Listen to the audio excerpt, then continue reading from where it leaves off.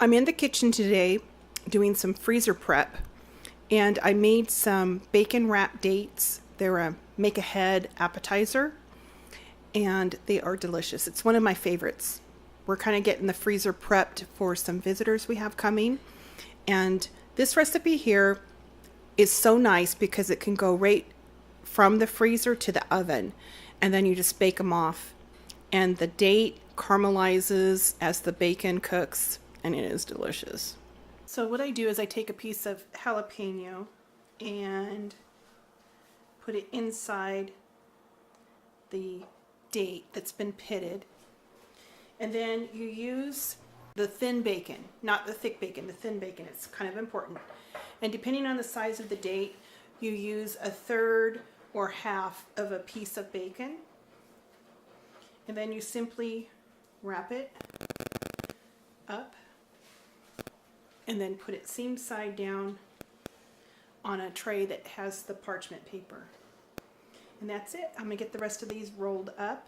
So now that I have the dates all rolled up, I'm gonna place them in the freezer so they can flash freeze. Now that these have frozen for about 6 hours, I'm gonna go ahead and put them in a food saver bag.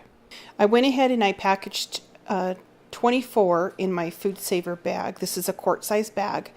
And I like doing them in increments of 24 because it gives you an estimate of 8 to 12 servings, 2 or 3 hors d'oeuvres per person is a good rule of thumb.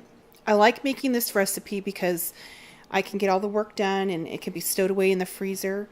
And all I need to do is take them straight from the freezer without even defrosting them and put them on a sheet pan that has some parchment paper on it, and it can go right into a 400-degree oven. I'll bake these ones off so you can see what they look like. Coming out of the oven, they're going to be very, very hot, so you'll need to let them cool. To serve them, I like to use like a bed of green. This is some baby spinach, and you can just pile the dates right on top of them. They're excellent at room temperature. If you wanted to be a little more fancy, you could use an hors d'oeuvre plate and serve them individually. Here I've plated it with some microgreens, but a nice alternative might be fresh cilantro. Anyway, I hope you give this recipe a try. It's a wonderful make-ahead freezer appetizer to have in your collection.